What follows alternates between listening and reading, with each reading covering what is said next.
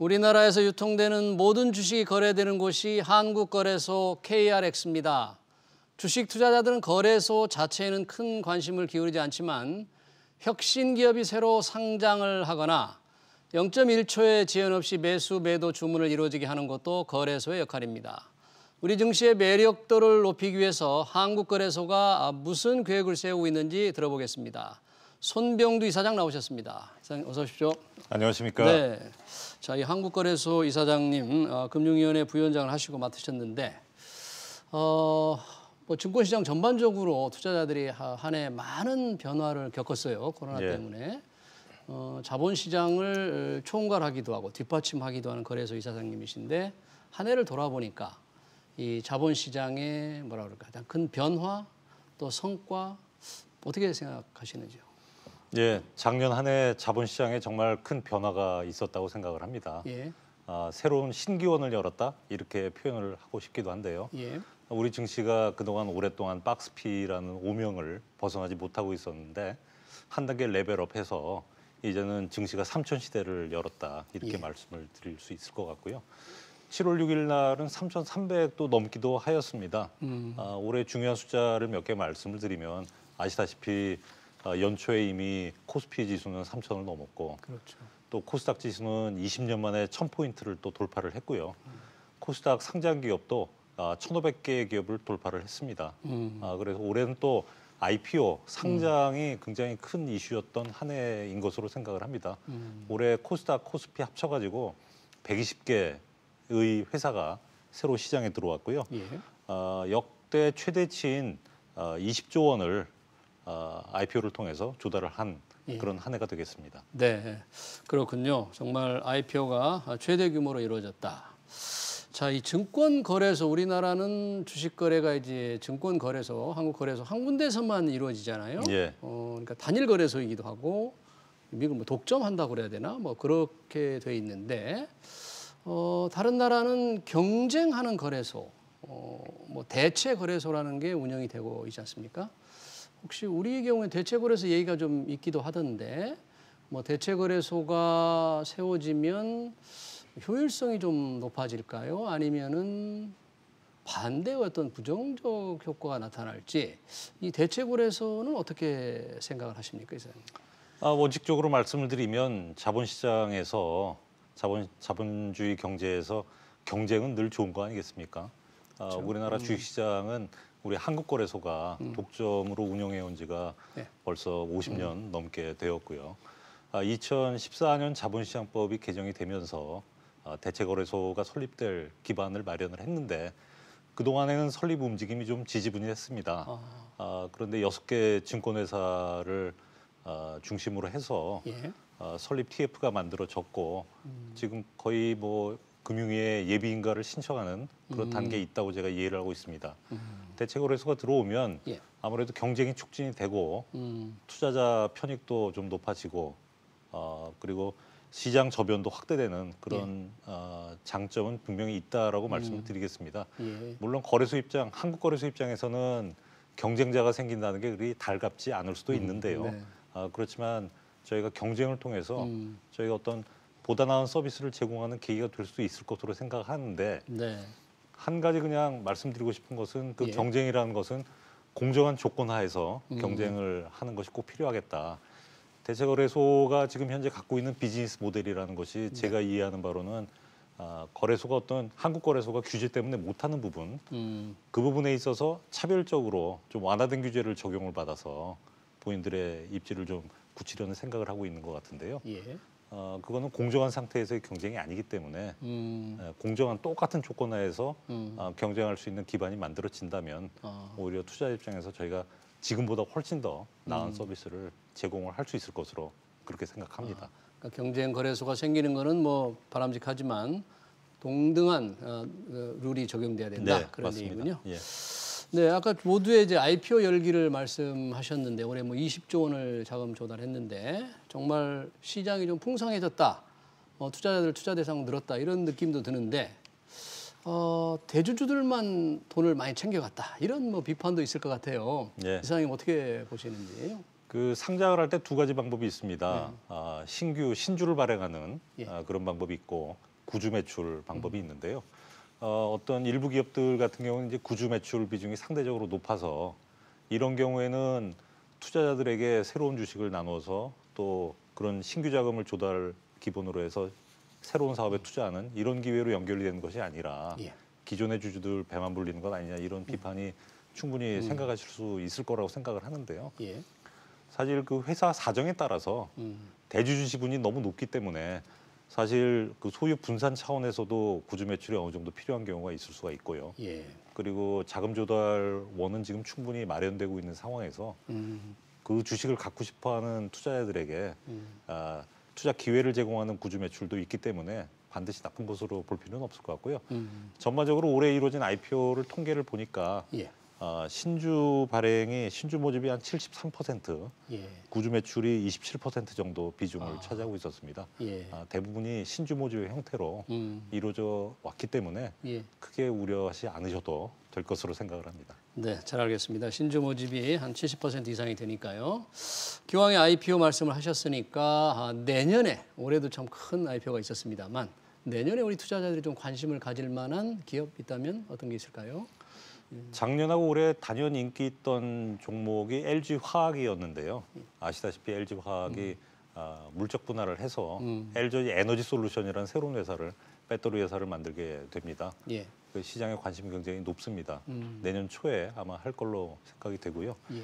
LG 에너지 솔루션 외에도 현대 엔지니어링 같은 회사도 있고요. 원스토어 같은 회사. 원스토어. 네. 그리고 미래 성장 기업으로서 쓱닷컴이라든지 카카오 엔터테인먼트, 네. 소카, 마켓컬리 이런 알만하신 많은 기업들이 지금 상장을 준비 중에 있습니다. 네, 또 큰 기업들이 상장을 준비하니까 투자자들 관심을 가져볼 만할 텐데 그동안에도 그렇지만 이게 IPO를 하게 되면 상장 첫날 주식을 개인 투자들 많이 팔아버리지 않습니까? 이게 과연 바람직한지 투자 수익률 면에서는 그게 나은 건지 좀 오래 갖고 있는 게 나은 건지 어떻게 통계가 나옵니까? 우리나라 개인 투자자들 저변이 넓어진 거는 맞습니다만 아직까지도 단기 투자 경향은 좀 있는 것 같습니다. 그래서 공모주를 상장 첫날에 팔아버리시는 그런 관행이 많았는데 네. 불과 한 3, 4년 정도의 통계입니다만 저희가 통계 비교를 한번 해봤습니다. 예. 지난 2018년부터 20년까지 상장일 당일날 바로 매도를 한 경우 그런 경우 평균을 내보니까 한 40% 정도 수익률을 40%. 내셨더라고요. 네, 평균적으로입니다. 예, 평균적으로입니다. 그런데 그때 팔지 않고 지금까지 가지고 계셨다면 어땠을까? 한 60% 정도 수익률을 낼 수 있었던 것으로 그렇게 파악이 되고 있습니다. 그래서 앞으로는 좀 긴 안목을 가지고 투자하시는 것이 바람직하지 않겠나 그렇게 좀 부탁 말씀을 드리겠습니다. 네, 그러니까요. 상장하자마자 팔아버리면 그 기업에 대한 의미가 없는 게 아닌가. 통계적으로는 조금 오래 가지고 있는 게 낫게 나오네요. 네, 그렇습니다. 네. 자, 이 상장 기왕에 말씀을 하셨으니까 우리가 유니콘 기업이라고 하지 않습니까? 비상장 기업 중에서 기업 가치가 이제 1조 원에 달하는 이런 기업들을 조금 시장으로 끌어들여서 상장시켜서 더 키우는 뭐 그런 노력이 조금 활성화돼야 될 텐데 혹시 거래소에서 준비하는 그런 계획 같은 게 좀 있습니까? 예, 올 봄에 예. 쿠팡이 미국의 뉴욕 증권 시장 NYSE에 상장이 되었습니다. 사실 그러면서 그때 모든 유니콘들이 한국 기업들이 이제 다 미국 가는 거 아니냐. 마켓컬리도 해외 상장을 추진 중이다. 카카오 엔터테인먼트도 추진 중이다. 뭐 이런 얘기들이 막 뉴스가 나왔었고요. 거래소 입장에서는 상당한 좀 위기의식을 갖기도 했습니다. 예, 저희가 산토끼는 못 잡아도 집토끼는 지켜야 할 것 아니냐. 뺏기면 안 되죠. 예, 그런 좀 위기의식을 가져서 그전에는 기업이 상장하겠다고 하면 네. 저희가 요건이 맞는지 꼼꼼히 심사해보겠다. 앉아서 기다리는 좀 그런 입장이었는데 저희가 좀 태도를 바꿔서 적극적으로 상장 유치를 하고 또 그 유니콘 기업들이 굉장히 우려하는 부분들 예를 들면 지분 이성 문제라든지 이런 것들은 저희가 공동 의결권을 행사할 수 있도록 그런 조건을 만들어가지고 오면 저희가 상장을 통과시켜주는 조건으로 얘기를 한다든지 저희가 할 수 있는 범위 내에서 많은 그 제도적인 개선이나 운영상의 묘를 좀 발휘하려고 노력을 해왔고요. 최근에 국회에서 벤처 기업들의 차등 의결권 차등 의결권. 차등 의결권을 행사할 수 있는 것이 네. 법이 통과가 됐기 때문에 사실은 그 상장을 해서 지분 희석되는 것 때문에 그 우리나라에서는 그게 차등 의결권이 인정을 못 받고 있기 때문에 해외로 나가려는 수요들이 많이 있었거든요. 네. 쿠팡의 경우도 마찬가지였고요. 예, 근데 이제 그런 것들이 국내에서도 이제 가능한 것으로 제도가 보완이 됐기 때문에 네. 많은 유니콘, 국내 유니콘 기업들은 네. 해외보다는 국내 쪽으로 눈을 돌리실 것으로 생각을 하고요. 네. 사실 그 해외 상장하는 것 그리고 유지하는 것 이게 상당한 비용이 듭니다. 국내에서 상장시키는 거에 비해서 예. 되게 작으면 3배, 많으면 뭐 6, 7배 정도의 비용이 수반이 되고 소송 리스크도 훨씬 크기 때문에 네. 사실은 그런 여러 면을 좀 꼼꼼히 비교해서 네. 그런 준비를 하실 것을 저희가 권유를 드리고 있습니다. 그러니까 여러 가지 이제 자동 의권 제도 도입되면 유니콘 기업들의 상장이 좀 더 활발해지지 않을까 이런 예상이 되고요. 예. 요즘 뭐 ESG가 굉장히 이게 아주 최대 관심사 중에 하나인데요. 환경, 사회, 지배 구조, 기업들의 투자를 하는 어떤 기준이나 잣대가 될 것 같아요. 네. 거래소도 이런 투자자들의 도움이 되는 기준을 좀 마련하기 위해서 노력을 할 텐데 어떤 방안들이 준비되고 있나요? 예, ESG가 그 어느 때보다 뜨거웠던 한 해가 아닌가 생각을 합니다. 이제는 ESG가 선택이 아니라 기업 경영에 있어서 어떤 필수 요소로 자리 잡았다고 생각을 하고 있고요. 저희 거래소도 많은 역할을 하고 있습니다. 그 사실은 ESG를 어떻게 기업들이 구현하는가에 대한 정보가 사실 공개가 잘 돼 있지 않기 때문에 어떻게 정보 공개를 하시면 되겠습니다라고 길잡이 역할을 하는 ESG 정보 공개 가이던스라는 거를 저희가 연초에 발표를 해서 기업들이 참고할 수 있게 지금 하고 있는데요. 앞으로 ESG 관련된 공시가 의무화가 될 계획으로 되어 있습니다. ESG 관련된 보고서는 2가지가 있습니다. ESG 전반을 다루는 지속 가능 보고서가 있고, 그다음에 ESG의 G 부분만을 다루는 기업 지배 구조 보고서가 있습니다. 네. 근데 지속 가능 보고서의 경우에는 2030년까지 모든 코스피 상장 기업이 공시를 의무화해야 되는 것이고요. 지배 구조 보고서의 경우에는 2026년부터 공시가 의무화가 됩니다. 상당히 기업들에게 부담이 될 수도 있는 측면인데 저희가 그때 기업들 아직 시간이 좀 남아 있으니까 기업들이 준비하시는데 큰 어려움이 없도록 저희가 교육도 시켜드리고 그다음에 실무적인 어떤 지원, 보고서 작성 실무 이런 것들도 지원을 해드릴 생각으로 있습니다. 네. 네, 잘 알겠습니다. 마지막으로 우리 지금 서학개미들 미국 시장에 많이 투자하는데요.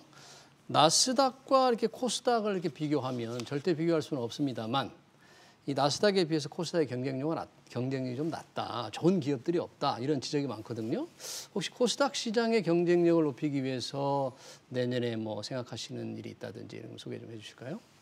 예, 나스닥을 본따서 저희가 코스닥을 과거에 만들었는데 당초의 설립 취지하고는 좀 다르게 운영이 되고 있었던 게 사실입니다.